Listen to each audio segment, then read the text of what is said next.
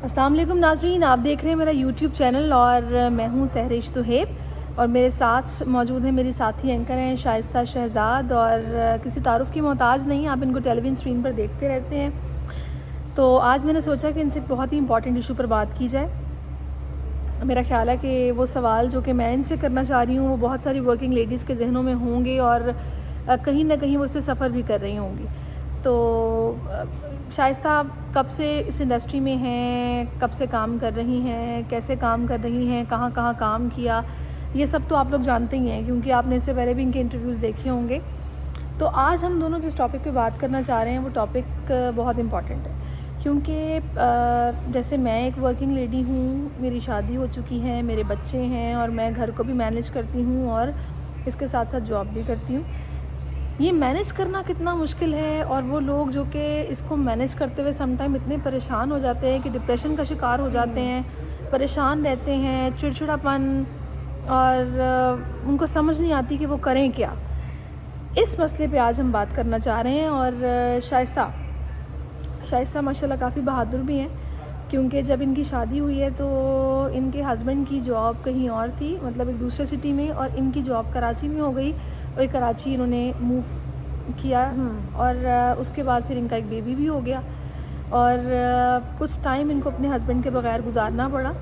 वो टाइम इनके लिए कितना मुश्किल था, ये किस तरह मैनेज करती थी और क्या क्या प्रॉब्लम्स इनको फेस करने पड़े, इन सब चीज़ों पर आज बात करेंगे और इनसे निकला किस तरह जा सकता है, आपको करना क्या होगा, इस पर आज हम बात करेंगे। तो शाइस्ता, सबसे पहले तो आप मुझे ये बताएं कि कितना अरसा आप अपने हस्बैंड के बगैर यहाँ पे रही हैं, ड्यूरिंग प्रेगनेंसी भी, और माशाल्लाह इनका बेटा अब तो खैर 2 साल का होने वाला है, ओजिल नाम है उसका। ओजिल के पैदा होने से पहले आपको अकेले रहते हुए किन प्रॉब्लम्स को फेस करना पड़ा?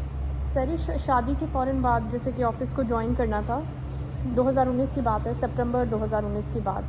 तो शादी के फ़ौरन बाद मैंने कंसीव किया और पूरा वो 9 महीने का जो पीरियड था वो शौहर के बगैर गुजारा और फैमिली भी ऑफ एंड ऑन आती थी, अदरवाइज़ मैं अकेली होती थी। सही।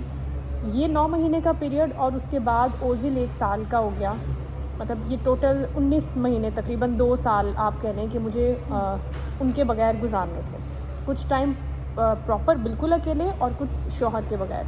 तो ये ख़ासा मुश्किल टाइम था, उसमें बहुत बार ऐसा हुआ कि बिल्कुल क्रैश कर जाती थी चीज़ें और समझ में नहीं आती थी कि इनको संभाला कैसे जाए, किससे मदद ली जाए।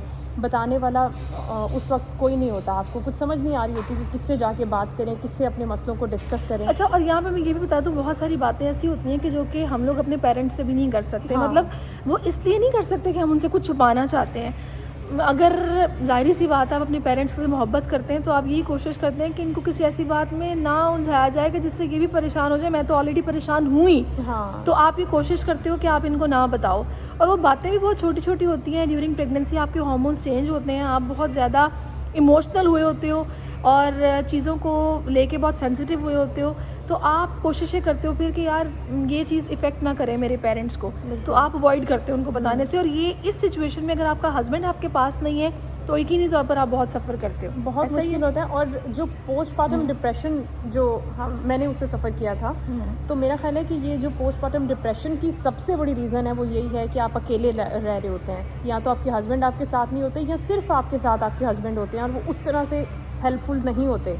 और ये बात समझना बहुत ज़रूरी है कि ये रियल है, पोस्टमार्टम डिप्रेशन बहुत रियल है और ये बहुत बहुत इफ़ेक्ट करता है मेंटली भी और फिज़िकली भी हमें। बिल्कुल। और पता है ज़ाहिर सी बात है, हम लोग एक मिडिल क्लास से बिलोंग करते हैं, हम वो कोई एलीट तबका नहीं है कि जनाब शौहर का बिज़नेस चल रहा है, मुलाजिम उसने रखे हुए हैं, जब उसको फ़ील होगा कि बीवी को उसकी ज़रूरत है तो वो जनाब सब छोड़ छाड़ के आ जाएगा। सारी सी बात है, आप अगर कहीं जो जॉब करते हो तो एक जॉब जहाँ आप करते हैं वहाँ पे अपनी जगह बनाने के लिए कुछ वक्त लगता है और आप फिर एकदम इस पोजीशन में नहीं होते हो कि आप उस जॉब को छोड़ो और जनाब निकल जाओ। आपको सोच समझ के डिसीजन लेना पड़ता है। जिस तरह शाइस्ता यहाँ पे थी, इनके हस्बैंड कहीं और थे और इनको ये वक्त खैर यहाँ पे गुजारना पड़ा।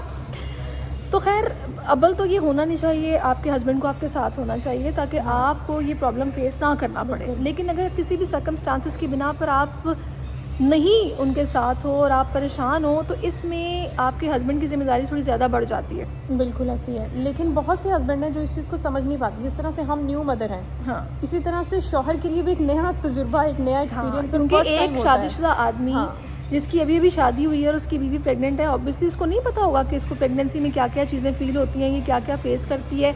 यहाँ पर ज़ाहिर सी बात है, अगर मैं प्रेग्नेंट हूँ और मेरे हार्मोन्स चेंज हो रहे हैं तो ये मैं ही फील कर सकती हूँ कि मुझे चिड़चिड़ापन बार बार हो रहा है। हाँ, और मुझे पता है वो नहीं होना चाहिए, लेकिन वो हो रहा है। हम उस चीज़ हाँ, को बिल्कुल ये भी आपका काउंटर हस्बैंड कर एकदम सकते। नहीं समझेगा। यहाँ तो प्रॉपरली पाकिस्तान में कुछ ऐसा सिस्टम हो कि जैसे बाहर के ममालिक में होता है कि पहले पेरेंट्स को मेंटली प्रिपेयर किया जाता है, उनको समझाया जाता है कि क्या आप रेडी हैं पेरेंट्स बनने के लिए, आपको ये चीज़ें फेस करनी पड़ेंगी, आपकी वाइफ को इस चीज़ से गुजरना पड़ेगा। यहाँ पे ड्यूरिंग प्रेगनेंसी जब आप हॉस्पिटल के चक्कर लगा रहे होते हैं कंसल्टेंसी के लिए, तो आपका हस्बैंड आपके साथ हो, डॉक्टर उसको भी साथ साथ समझा रही हो, गाइड कर रही हो, बता रही हो कि भाई आपको आपकी वाइफ का इस तरह ख्याल रखना है और इस वक्त वो ये फील कर रही होगी और आपको इसमें उसको साथ कोऑपरेट करना है। अनफॉर्चुनेटली यहाँ पे ऐसा नहीं होता।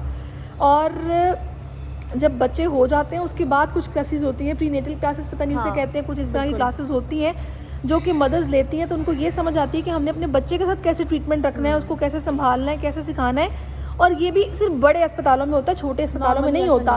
तो एक नॉर्मल लोअर क्लास या मिडिल क्लास वो फैमिली है, वो औरत जो कि एक मुनासिब हॉस्पिटल में जाती है, वो भी इससे इस्तेफादा हासिल नहीं कर सकती। वो लोग जो कि भारी भरकम फीसें देते हैं, बड़े अस्पतालों में जाते हैं, वो शायद इससे फ़ायदा उठा सकते हैं। तो ये चीज़ बहुत ज़रूरी है कि अब यहाँ पे डॉक्टर्स जो हैं, या फिर आगाही कैंपेन हो इस किस्म की, जो कि अवेयरनेस कैंपेन के ज़रिए हस्बैंड्स को भी पता चले। यहाँ पे डॉक्टर्स इस हवाले से जो हैं वो अपना किरदार अदा करें कि फादर्स को भी इन्वॉल्व किया जाए। जितनी इन्वॉल्व मदर है, जाहिर सी बात है, कहा जाता है ना कि माँ के अंदर तो बच्चा है ना, हाँ, वो ख्याल नहीं रखेगी तो कौन ख्याल रखेगा, उसी को ज़्यादा बेहतर पता है। बिल्कुल। यहाँ तक कि जब डिलीवरी का टाइम आता है तो उस वक्त ये कहा जाता है कि अगर आप सेटिस्फाई फील नहीं कर रही ना, अगर आपको ये लग रहा है कि आपको मूवमेंट्स नहीं हो रहे, तो हम रेडी हैं, हम डिलीवरी भी करेंगे और ऑपरेट कर देंगे अगर आप सेटिस्फाई नहीं हो। बिल्कुल। तो इसी तरह फादर के लिए भी कुछ इस तरह की क्लासेस होनी चाहिए कि जिसमें कि उसको बताया जाए, समझाया जाए कि भाई ये चीज़ होती है, आपको इस तरह अपना बिहेवियर रखना है या ट्रीटमेंट रखना है अपनी वाइफ के साथ। खैर हाउसिल हो गया, उसके बाद जनाब फिर ये सिचुएशन आई कि अब एकदम आपके हस्बैंड नहीं आए, तब भी आपका फर्स्ट एक्सपीरियंस था? बहुत मुश्किल वक्त था वो, क्योंकि जैसे कि हम अभी बात कर रहे थे कि डॉक्टर्स के पास जब आप चेकअप के लिए जाते हैं ड्यूरिंग प्रेगनेंसी भी, तो वो आपको चीज़ें सिर्फ इतना बताते हैं, हाँ आप बिल्कुल ठीक है, आपका बच्चा बिल्कुल ठीक है, एवरीथिंग इज़ फाइन, या कोई कॉम्प्लिकेशन हो गई है तो उस पर बात करेगी। आपने घर में किस तरह से बच्चे को लेकर चलना है, उसकी कौन कौन सी चीज़ों का कैसे ख्याल रखना है, कोई छोटी सी चीज़ हो जाएगी तो आपने उसको डील कैसे करना है, ये नहीं बताया जाता। यहाँ पे अब दो चीज़ें हैं शाइस्ता।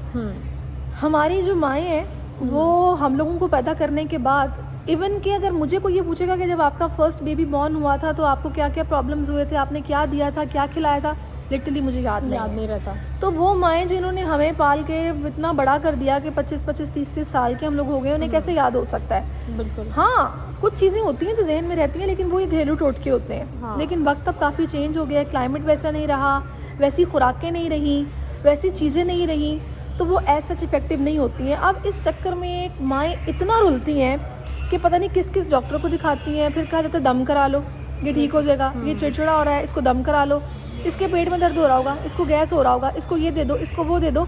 तो इंसान परेशान रहता है कि वह आखिर करे क्या। बिल्कुल ब्लाइंड केस होता है, और उसमें भी आपको बहुत हेल्प की ज़रूरत होती है, और आपको बहुत बड़ा हौसला करना पड़ता है, क्योंकि आपने बच्चे को देखने के बाद आपने ऑफिस भी आना है। ऐसा नहीं है कि आपने सिर्फ घर में रहना है। काम करने वाली ख़वातीन का ये मसला है ना कि अगर उनका बच्चा बीमार है, वो ठीक नहीं फील कर रहा, तो वो भी एकदम शटर्ड हो जाती है, लो हो जाती है कि हम ऑफिस में जाके कैसे परफॉर्म करेंगे, वो तो आपको और फिर ये भी लगा रहता है कि घर पे कॉल करो, अब ठीक है, अब सही खा रहा है, क्या कर रहा है। तो ये एक बड़ी रिस्पॉन्सिबिलिटी है। इसमें आपके हस्बैंड का हर लम्हा आपके साथ इन कांटेक्ट रहना, अगर वो आपके पास नहीं है, अबल तो उसको आपके पास होना बहुत ज़रूरी है, क्योंकि बच्चे को भी इतनी ज़रूरत है जितनी माँ को ज़रूरत है, बिल्कुल, फादर की। तो ये चीज़ बहुत ज़रूरी है। और मैं यही कहूँगी कि वो लेडीज़ बिल्कुल सफ़र कर रही होंगी कि जो अपने हस्बैंड से अलग हैं, यहाँ पर किसी भी सर्कमस्टांसिस की वजह से अकेले इन सब चीज़ों से डील कर रही हैं। तो मेरा तो एम्फसाइज़ इसी बात पे है कि भाई आपको पाकिस्तान के अंदर डॉक्टर्स को इसमें अपनी रिस्पॉन्सिबिलिटी जो है वो अदा करनी पड़ेगी कि दोनों पेरेंट्स को, मतलब मदर फादर दोनों को बाकायदा क्लासेस दी जाएँ अवेयरनेस होनी चाहिए। हाँ। जो लड़कियां न्यूली मैरिड हैं और वो बेबी प्लान कर रही हैं या वो प्रेग्नेंट हैं, तो हमें चाहिए कि उनको भी प्रॉपर एक तरीके से समझाया जाए कि ये चीज़ें होंगी, इस तरह से आपने इसके अंदर रिस्पॉन्ड करना है। आप ये फील कर रहे हैं तो फिर आपको ये चीज़ करनी है। हमें ये नहीं पता होता, हम डर जाते हैं, घबरा जाते हैं और फ़ौरन हॉस्पिटल भागते हैं। हमें पता ही नहीं है कि एट फर्स्ट हैंड हमने उस चीज़ को डील अच्छा, मेरे साथ ये मैं बल्कि मुझे अपना एक्सपीरियंस एक याद आ गया है कि मेरी बेटी छोटी थी और हम लोग इसी तरह ना लाहौर चले गए थे उनके ज़ैनब के पैदा होने के फ़ौरी बाद ना। तो शाइस्ता आप यकीन करेंगे, रात को 4 बजे हम हॉस्पिटल जाके बैठे हुए, दूध नहीं पी रही। डॉक्टर हमें बोल रही है कुछ मसला नहीं है, ये पी लेगी, आप जाएं घर। हाँ। और हम जनाब ये दूध नहीं पी रही। आप फर्स्ट टाइम पेरेंट्स बने हैं, कुछ नहीं हुआ उसको, वो नहीं पी रही, पी लेगी, आप जाएं। बिल्कुल। मतलब इंसान इस कदर कॉन्शियस होता है कि पता नहीं क्या हो गया है। बहुत तो ये ज़्यादा। क्लासेस मिलना, आपको मेंटली प्रिपेयर करना, आपको बताना कि इस बच्चे के साथ ये प्रॉब्लम होगा तो इस बात पे कि रोएगा, इस बात पे तंग करेगा, और अगर से सपोज़ ये दूध नहीं पीता तो उसकी ये वजह हो सकती है।